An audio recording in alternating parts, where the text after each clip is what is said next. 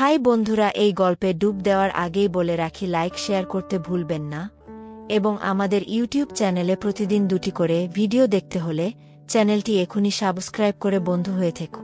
বন্ধুরা, আজ তোমাদের জন্য একেবারে নতুন কড়াকড়ি ভিডিও নিয়ে চলে এলাম। আশা করি শেষ অবধি শুনলে তোমাদের ভালো লাগবে। তাহলে চলো বন্ধুরা। বৃষ্টির মিষ্টি দুপুর। পাড়ার ছোট্ট গলিতে ছাতার নিচে দাঁড়িয়ে আছেন সুমন। সুমন কলেজের শেষ বর্ষের ছাত্র। একটু দুষ্টু, একটু চঞ্চল, তবে মন থেকে পাশেই নতুন দোতলা বাড়ির বারান্দায় দাঁড়িয়ে আছেন তৃষা, পাড়ার নতুন বৌদি। কয়েকদিন আগেই তৃষার বিয়ে হয়েছে। সাজানো গুছানো গৃহিণী, তবে চোখের গভীরে এক অজানা বিষাদের ছাপ। সেদিনই প্রথমবার তৃষা আর সুমনের চোখাচোখি হল। বৃষ্টির ফোঁটা ছুঁয়ে দিচ্ছিল তাদের চাহনিকে। তৃষা এক মৃদু হাসি দিলেন, আর সুমন বুঝে উঠতে পারল না কেন তার হৃদস্পন্দন আচমকা বেড়ে গেল। বৃষ্টি থেমে গেলে সুমন ধীরে ধীরে বাড়ির দিকে হাঁটতে শুরু করল, কিন্তু মন যেন বারবার ফিরে যাচ্ছিল সেই বারান্দায়। আর তৃষাও বারান্দার কিনারায় দাঁড়িয়ে চুপি চুপি তাকিয়েছিলেন তার চলে যাওয়া পথের দিকে। ঘটনার প্রথম অধ্যায় শুরু হয় এইভাবে, দুটি ভিন্ন জীবনের ছোঁয়া, যা ধীরে ধীরে জটিল ভালোবাসার গল্পে রূপ নেবে।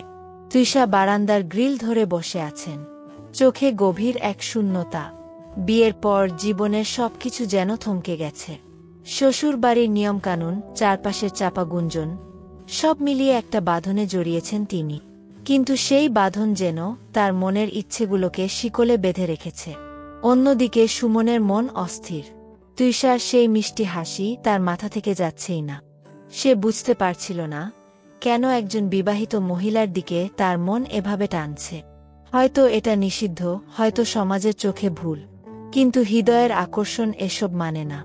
সন্ধ্যার সময় সুমন পাড়ার মোড়ে একটা চায়ের দোকানে বন্ধুদের সঙ্গে আড্ডা দিচ্ছিল। ঠিক তখনই তৃষা বাইরে বেরোলেন। তার হাতে ছোট্ট একটি থলে, শ্বশুরবাড়ির বাজারের জিনিস কিনতে যাচ্ছেন। সুমনের চোখ স্বাভাবিকভাবেই তার দিকে গেল। তৃষা একটু ইতস্তত করলেন, যেন তারও সেই চাহনি এড়িয়ে যাওয়ার চেষ্টা। তৃষার হেঁটে যাওয়া পথের পাশেই চায়ের দোকান। সুমন সাহস করে একটা কথা বলেই ফেলল, বৌদি, কিছু দরকার? তৃষা প্রথমে একটু চমকে গেলেন, এরপর মৃদু হেসে বললেন, না, ঠিক আছি, তুমি তোমার আড্ডা চালাও। কিন্তু সুমন উঠে দাঁড়াল, আমি সঙ্গে গেলে সমস্যা হবে। তৃষার মুখে একটু সংকোচ এলো, তবে নিজের অজান্তেই বললেন, ঠিক আছে, পাশে থেকে এসো। এভাবেই প্রথমবার তারা একসঙ্গে হাঁটলেন। পাড়ার গলির আলো আধারি আর হালকা ঠান্ডা বাতাসের মাঝে তাদের কথাবার্তা হচ্ছিল। সাধারণ কথা, তবু যেন সেই মুহূর্তগুলো ছিল এক অন্যরকম উত্তাপ। তৃষার মনে অজানা এক আনন্দ। এতদিনে কেউ যেন তার অনুভূতিগুলো বুঝতে পারছে। আর সুমন, তার মন কেবলই তৃষার প্রতি আরও গভীর হয়ে উঠছে। তৃষা আর সুমনের বাজারের পথ ছিল মাত্র কয়েক মিনিটে, কিন্তু সেই সময়ের প্রতিটি মুহূর্ত যেন আলাদা করে স্মৃতিতে গেঁথে গেল। তৃষা বুঝতে পারছিলেন, সুমনের উপস্থিতিতে তার মনের কোথাও একটা অদ্ভুত প্রশান্তি কাজ করছে। অন্যদিকে সুমন প্রতিটি কথা, প্রতিটি হাসিতে যেন আরও বেশি করে তৃষার দিকে আকৃষ্ট হচ্ছিল। সেদিন রাতটা দুজনের জন্যই অন্যরকম ছিল। তৃষা বারান্দায় এসে দাঁড়ালেন। তার মন কিছুতেই স্থির থাকছিল না। সুমনের চঞ্চল মুখ বারবার মনে ভাসছিল।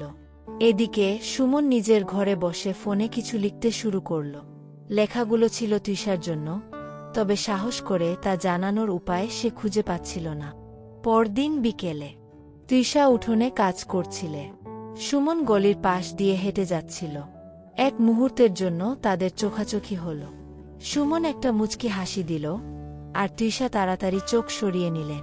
কিন্তু মনের ভেতর যেন সেই হাসি দাগ কেটে গেল। সন্ধ্যাবেলা তৃষা বাগানে জল দিচ্ছিলেন। ঠিক তখনই সুমন ওখান দিয়ে হাঁটতে হাঁটতে একটুখানি থামল।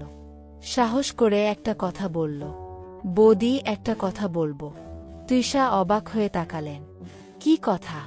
সুমন ধীরে ধীরে বলল, তোমাকে বারান্দায় দাঁড়িয়ে থাকতে দেখে খুব ভালো লাগে। হাসলে পুরো জায়গাটা যেন আলোকিত হয়ে যায়। তৃষা প্রথমে কিছু বললেন না, কিন্তু তার মুখ লাল হয়ে গেল। একটু ধমক দেওয়ার ভান করে বললেন, এসব কথা পাড়ার ছেলেদের বলা উচিত নয়। সুমন একটা দুষ্টু হাসি দিল, আমি তো শুধু সত্যটাই বললাম বৌদি। তৃষা কিছু না বলে ভেতরে চলে গেলেন, কিন্তু তার মনের ভেতর সুমনের কথাগুলো যেন বারবার ঘুরপাক খেতে থাকল। সেদিনের পর থেকে তৃষার মনে একটা দোলাচল শুরু হল। একদিকে সমাজের নিয়ম, তার নিজের অবস্থান, আর অন্যদিকে সুমনের সেই অমায়িক চাহনি আর মিষ্টি কথাগুলো। তৃষা আর সুমনের সম্পর্ক ধীরে ধীরে এক অদ্ভুত বাঁধনে জড়িয়েছিল।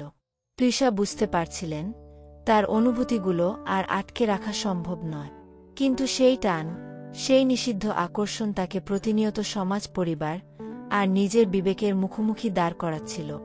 এক সন্ধ্যায় তৃষা বারান্দায় দাঁড়িয়েছিলেন। সুমন ঠিক নিচে এসে থামল, তার মুখে দৃঢ়তার ছাপ। বৌদি, তোমার সঙ্গে একটা কথা বলতে চাই, বলল সুমন। তৃষা জানতেন এই কথা বলার অর্থ কি হতে পারে, তবু তিনি তাকে নিচে আসতে ইশারা করলেন। পেছনের ছোট বাগানে এসে দুজনে মুখোমুখি দাঁড়াল।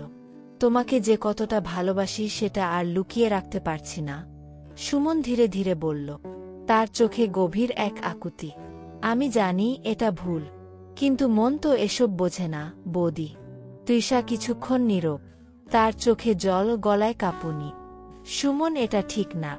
আমি তোমার বৌদি, আমার জীবন এখন আমার স্বামীর সঙ্গে বাঁধা। তুমি কেন আমাকে এভাবে দুর্বল করছো? সুমন চুপ করে রইল, যেন তার সমস্ত সাহস শেষ হয়ে গেছে। কিন্তু তৃষার হাতের স্পর্শে সে আবার উঠে দাঁড়াল।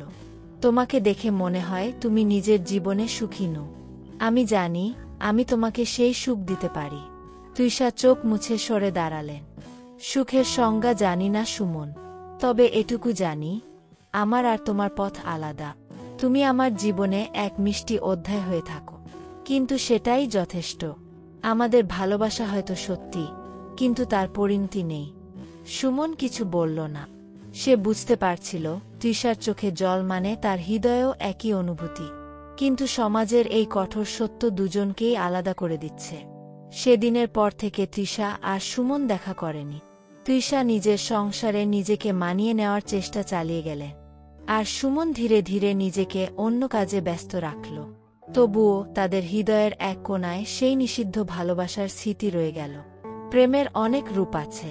কিছু প্রেম সমাজের নিয়ম মেনে যায়, কিছু মনের গভীরে গোপনে লুকিয়ে থাকে। তৃষা আর সুমনের ভালোবাসা সেই গোপন প্রেমগুলোর এক অনুপ্রেরণাময় ঘটনা হয়ে রয়ে গেল। বন্ধুরা, ভিডিওটি ভালো লাগলে লাইক, কমেন্ট, শেয়ার করে চ্যানেলটি সাবস্ক্রাইব করে পাশে থেকো।